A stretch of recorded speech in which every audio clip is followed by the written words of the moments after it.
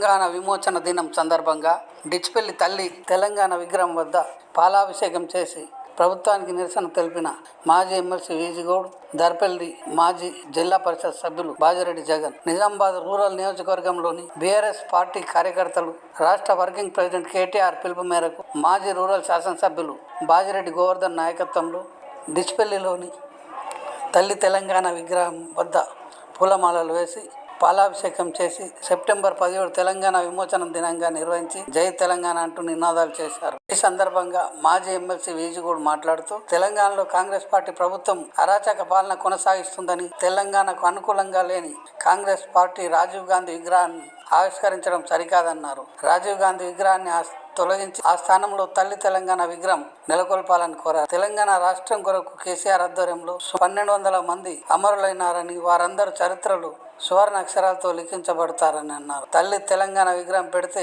అమరుల ఆత్మశాంతి చేకూరుతుందని అన్నారు. రాష్ట్రంలో కాంగ్రెస్ పార్టీ అధికారంలోకి వచ్చి 9 నెలలు కావస్తున్న ప్రజలకు సరైన పాలన అందించకుండా అనేక ఇబ్బందులకు గురి చేస్తుందన్నారు. ఇప్పటి వరకు రైతు బంధు లేదని, 41,000 కోట్ల రుణమాఫీ అన్ని 18,000 కోట్ల రుణమాఫీలు మిగతా రైతులను మోసం చేసి అందించడం లేదన్నారు. బాజిరెడ్డి జగన్, దర్పల్లి మాజీ జడ్పీటీసీ మాట్లాడుతూ ప్రజల పక్షాన కాంగ్రెస్ పార్టీ ఉండి ఇచ్చిన 6 గ్యారంటీ అమలు చేయలేకపోయారని ఎద్దేవా చేశారు. హుందాగా ఉండవలసిన రాష్ట్ర ముఖ్యమంత్రి భాషలో మార్పు చేసుకోవాలని, గౌరవంగా మాట్లాడాలని, తెలంగాణ ప్రజలు నిన్ను ముఖ్యమంత్రి చేసింది 24 గంటలు బీఆర్ఎస్ పార్టీని, కేటీఆర్ను, కవితను విమర్శించడమే నీ పనిగా పెట్టుకున్నావు అని విమర్శించారు. రాష్ట్ర సెక్రటరియట్ కార్యాలయంలో రాజీవ్ గాంధీ విగ్రహాన్ని ఏర్పాటు చేయడానికి బీఆర్ఎస్ పార్టీ ఖండిస్తుందని అన్నారు. కేటీఆర్ ఇచ్చిన పిలుపులో భాగంగా తెలంగాణ రాష్ట్ర వ్యాప్తంగా నిరసనలు తెలుపుతూ సెప్టెంబర్ 17 తెలంగాణ విమోచనంగా దినంగా నిర్వహిస్తున్నామన్నారు. రేవంత్ రెడ్డి చెప్పే అబద్ధాలన్నీ మాటలు. 6 గ్యారంటీల పథకం 3 నెలలు అమలు చేస్తానని అధికారంలోకి వచ్చి 9 నెలలు గడుస్తున్నా ఇప్పటికీ అమలు చేయలేదన్నారు. సెక్రటరియట్లో రాజీవ్ గాంధీ విగ్రహాన్ని నెలకొల్పడం సరికాదన్నారు. ఆ విగ్రహాన్ని మార్చి ఆ స్థలంలో తల్లి తెలంగాణ విగ్రహం నెలకొల్పాలని బీఆర్ఎస్ పార్టీ డిమాండ్ చేస్తున్నారు. ప్రజలకు సరైన పాలన అందడం లేదని అదే ప్రజలు బీఆర్ఎస్ పార్టీ ముఖ్యమంత్రి ఈ కార్యక్రమంలో మాజీ జిల్లా పరిషత్ సభ్యులు బాజిరెడ్డి జగన్, మాజీ ఐడీసీఎంఎస్ చైర్మన్ సాంబార్ మోహన్, జిల్లా టీఆర్ఎస్ నాయకుడు చక్కరకొండ కృష్ణ, నల్లవెల్లి సాయలు, నీరెడ్డి పద్మారావు, గుడాల లింగం, బాజిరెడ్డి రమకాంత్, మచ్చ శ్రీనివాస్, బుల్లెట్ సుధాం, పుప్పాల గీత, యేసుమణి తదితరులు పాల్గొన్నారు. మాజీ ముఖ్యమంత్రి కేసీఆర్ గారి నాయకత్వంలో కొత్త నూతన సెక్రటరియట్ నిర్మాణం చేసుకున్నటువంటి సందర్భంలో ఆ సెక్రటరియట్ ముందు హైదరాబాద్లో ఏదైతే మనము 14-15 సంవత్సరాలు తెలంగాణ ఉద్యమం చేసి తెలంగాణ తల్లి విగ్రహాన్ని ముందర పెట్టుకొని ప్రతి గ్రామంలో, ప్రతి మండల హెడ్ క్వార్టర్లో, జిల్లా కేంద్రాల్లో తెలంగాణ తల్లిని పూజించే ఈ తెలంగాణ ఉద్యమంలో ప్రతి వాళ్ళు కూడా అన్ని వర్గాలు తెలంగాణ ఉద్యమంలో పాల్గొన్నటువంటి సందర్భం. మరి ఈనాడు కాంగ్రెస్ పార్టీ కల్లిబొల్లి మాటలు చెప్పి, అబద్ధం మాటలు చెప్పి ఏదైతే అధికారంలోకి వచ్చిందో, మరి ఈరోజు అసలు ఏమాత్రము సంబంధం లేనటువంటి తెలంగాణకు ప్రధానమంత్రి ఉన్నటువంటి రోజుల్లో రాజీవ్ గాంధీ గారు ₹1 కూడా ఇవ్వనటువంటి సందర్భం. ఆనాడు తెలంగాణ ఏర్పాట్లో కూడా ఎటువంటి మరి సంబంధం లేనటువంటి వ్యక్తి రాజీవ్ గాంధీ గారు. ఆ రాజీవ్ గాంధీ గారి విగ్రహాన్ని ఈరోజు సచివాలయం ముందర పెట్టడం మరి శోచనీయమని చెప్పి కూడా సందర్భం తెలియజేస్తా ఉన్నాం. తెలంగాణ తల్లి ద్వారానే, మరి విగ్రహం పెట్టుకున్న ద్వారానే అన్ని వర్గాల్లో కళాకారులు, డాక్టర్లు, లాయర్లు, మరి బీఆర్ఎస్ పార్టీ ఆధ్వర్యంలో మరి ఉద్యమాలు చేసినటువంటి సందర్భంలోనే ఈరోజు తెలంగాణ సాధించి పెట్టినటువంటి మన నాయకుడు కేసీఆర్ నాయకత్వంలో తప్ప కాంగ్రెస్ పార్టీ మరి దాదాపు 14 సంవత్సరాలు కాలయాపన చేసి సుమారు 1200 మంది మరి విద్యార్థులు, ఇతర వర్గాలు, వెనుకబడిన తరగతులు, బడుగు బలహీన వర్గాలు మరి అసూలు బాసినటువంటి సందర్భంలో కాంగ్రెస్ పార్టీ మోసపుచ్చి తెలంగాణ ఇచ్చే టైంలో ఇస్తామని చెప్పి మళ్ళీ ఎన్నికలు తీసుకొని మరి ఘోరానికి పాల్పడినటువంటి కాంగ్రెస్ పార్టీ యొక్క నాయకుడు రాజీవ్ గాంధీ విగ్రహాన్ని పెట్టడం మరి ఖండిస్తా ఉన్నాం. వెంటనే మేము కోరుతా ఉన్నాం, ఈరోజు రాష్ట్ర వ్యాప్తంగా మా వర్కింగ్ ప్రెసిడెంట్ ఎవరు కేటీఆర్ గారు అయితే పిలిపించారో మరి తెలంగాణ తల్లి విగ్రహానికి మరి పాలాభిషేకం చేయాలని చెప్పి నిరసన ద్వారా మేము ప్రభుత్వానికి, కాంగ్రెస్ ప్రభుత్వానికి హెచ్చరిక చేస్తా ఉన్నాం. ఇప్పటికైనా మీకు అవకాశం ఉంటే మీ నాయకుడైతే గాంధీ భవన్లో పెట్టుకోండి. మీరు గాంధీ భవన్లో మంచిగా ప్లేస్ ఉంది, అక్కడ విగ్రహాన్ని పెట్టండి. తెలంగాణ తల్లి విగ్రహం అంటే ఇది మా బీఆర్ఎస్ పార్టీకి సంబంధించిన తల్లి విగ్రహం కాదు, అన్ని వర్గాలకు సంబంధించిన తల్లి, తెలంగాణ తల్లి. మరి సెక్రటరియట్ కట్టంగానే మరి దాదాపుగా ఎన్నికలు వచ్చినాయి.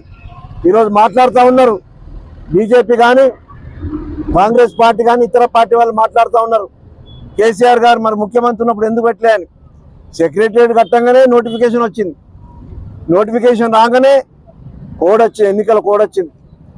మరి అటువంటి పరిస్థితుల్లోనే అక్కడ పెట్టలేకపోయినటువంటి పరిస్థితి.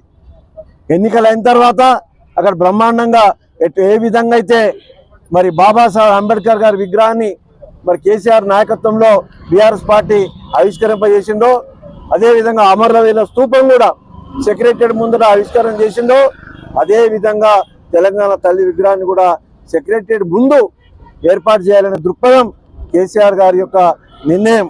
కానీ ఈరోజు మా కేటీఆర్ గారు ఎన్నిసార్లు మరి ఈ రేవంత్ రెడ్డి గారికి హెచ్చరిక చేసినా బలవంతంగా ఈరోజు రాజీవ్ గాంధీ విగ్రహాన్ని పెట్టడం అంటే మరి చాలా తీవ్రంగా మేము ఖండిస్తూ ఉన్నాం.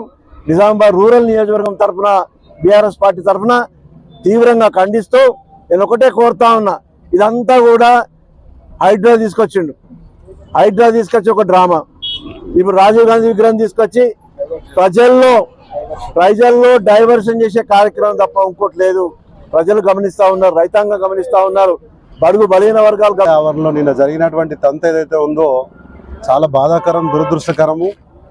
మేము దాన్ని ఒక 10-15 రోజుల నుంచి కేటీఆర్ గారు కానీ, మా కవితక్క గారు కానీ, ఇతర నాయకులు, మా రాష్ట్ర స్థాయి నాయకులు, మా పెద్ద నాయకులు అందరూ కూడా దాన్ని ఖండిస్తూ వస్తున్నారు, అడ్డుకుంటూ వస్తున్నారు. వద్దని చెప్తున్నా కూడా అసలు తెలంగాణకు ఎటువంటి సంబంధం లేకుండా ఒక రాజీవ్ గాంధీ విగ్రహాన్ని సచివాలయ ఆవరణలో పెట్టడము, ఇది నిజంగా ఇది ఏంటంటే తెలంగాణ అస్తిత్వం మీదనే మొదటి కత్తిపోటు, మొదటి వెన్నుపోటుగా మేమందరం కూడా అనుకుంటా ఉన్నాము. రాజీవ్ గాంధీ గారికి ఏం తక్కువ అండి. దేశంలో వందలాది కాలేజీలకు, వందలాది ఎయిర్పోర్ట్లకు, హాస్పిటళ్లకు, ఆఖరికి స్టేడియంలకు, మార్కెట్లకు, ప్రతిదానికి రాజీవ్ గాంధీ పేరు పెట్టుకున్నారు. ఇంకా కూడా ఆయన పేర్లు, ఆయన విగ్రహాలు సరిపోనట్టు మళ్ళీ అక్కడ కూడా పెట్టి మీరు తెలంగాణ జాతిని అవమానిస్తున్నారు. నిజంగా ఒక వ్యక్తి మీద కోపం ఉంటే మరి ప్రజాపాలన అనే పేరు మీద ఈ నియంత, ఇప్పుడు ఏదైతే రేవంత్ రెడ్డి ఉన్నాడో ఈ నియంత ఏదైతే చేస్తున్నాడో ఈ నియంతృత్వ పోకడలు మానుకోవాలి. తెలంగాణ ప్రజల మనోభావాల్ని గౌరవించి కనీసం అక్కడ మా నాయకుల ఫోటోలు కానీ పేర్లు కానీ పెట్టమని చెప్పట్లేదు. మేము తెలంగాణ ప్రతీక అయినటువంటి తెలంగాణ తల్లి విగ్రహాన్ని పెట్టమని చెప్పినాం. మీరే ఇంకో ఏదో కొత్త డిజైన్ తీసుకొస్తున్నాం అది అన్నారు, అదైనా పెట్టండి. అది పెట్టరు, ఇది పెట్టరు, అమరజ్యోతులను సందర్శించుకోనియరు. నిజంగా నేను విశారదన్ మహారాజ్ లాంటి మేధావులను కూడా నేను ఈ సందర్భంగా నేను వారిని అడగాలనుకుంటున్నా. అంత పెద్ద 125 అడుగుల అంబేద్కర్ విగ్రహాన్ని హైదరాబాద్ నడిబొడ్డులో పెట్టి అక్కడ ఎగ్జిబిట్స్ పెడితే దళిత నాయకులకు కానీ, దళితులకు కానీ, లేకపోతే అక్కడ ఉన్నటువంటి మేధావులకు కానీ అందుబాటులోకి రానియకుండా కేటీఆర్ పేరు ఎక్కడ, కేసీఆర్ పేరు ఎక్కడ ఉండిపోతుంది చరిత్రలో అని దాన్ని కూడా అడ్డుకుంటా ఉన్నారు. అక్కడ యాదాద్రిలో దేవుడు ఉన్నాడు కాబట్టి నాకు తెలిసి ఈ దౌర్భాగ్యుడు ఆ గుడిని ఇంకా ముయ్యలేదు. కానీ లేకపోయి ఉంటే యాదగిరి గుట్టను కూడా బ్యాన్ చేసి అక్కడ భక్తులను కూడా రానియకుండా చేసేటటువంటి హిరణ్య కశిపుడు ఈ రేవంత్ రెడ్డి.